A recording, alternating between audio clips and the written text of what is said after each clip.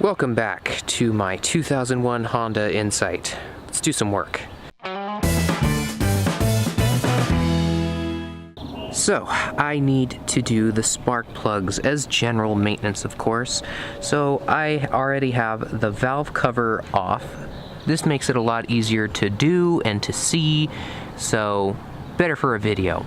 So, your spark plugs, all three of them, are right here. Here are your coil packs on top of them.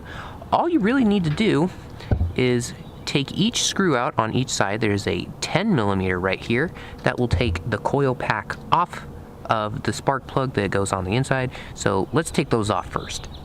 So once you take out that 10mm bolt in there, you can unplug each one of them. You just have to pull that tab down and push out each one of them, unless you want to take the whole thing out, but it'll be a little bit difficult for the one on the end. But now that they're free, you can take the whole coil pack out. If you need to replace a coil pack, I mean, it's pretty easy. Just get the new one, pop it down in there, plug it in, there you go. But I need to get to the spark plug, which pops in to the end there. So this needs to be put off to the side, and one at a time, need to get an extension down in there and get my spark plug socket and pop that guy out. Now I really suggest one of these spark plug sockets. They are a lifesaver. I went like my whole life without using one of these until recently. It's got like a really strong magnet on the inside, so you just pop it down, untwist, and it comes out with the socket. It's so helpful. If you guys want one of these, I'll link it down below. You can grab one of these on Amazon for really cheap, or your auto parts store. So here's a spark plug I just pulled out. Not looking too hot. I'm really glad I'm not seeing any wet oil that's in here. I'm seeing a little bit of oil around there, but with all the oil leaks, or hopefully past oil leaks, that looks like went on in this engine, so far things are looking pretty good. So these definitely need to be replaced, and I'm gonna grab the new ones and see how they're gapped. All right, here are the new ones. They're looking fresh and beautiful. I always get copper just because they create the best spark that you can get.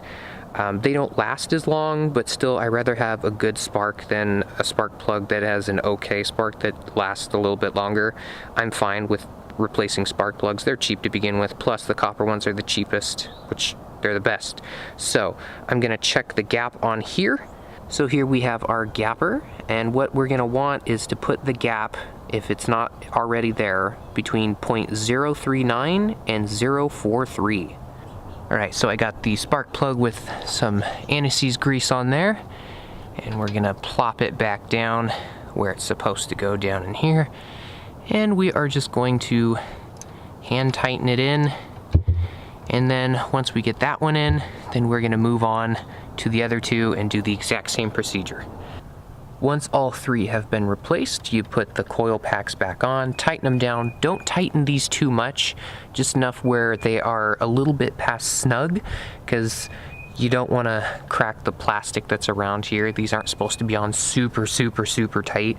Just snug them on, and then once you're done with that, you can plug them back in, and that is your spark plug change. Hey guys, thanks for sticking around to the end of the video. If you haven't already, make sure you follow me on Facebook, Twitter, and Instagram so you can get some behind the scenes stuff that hasn't happened yet and unreleased content that no one else has seen. And if you haven't already, watch that video. And if you've watched that video, watch that video. And if you've watched both of those videos already, make sure you subscribe down here. Yeah, watch this stuff. It's awesome. And if you've watched that, and subscribed,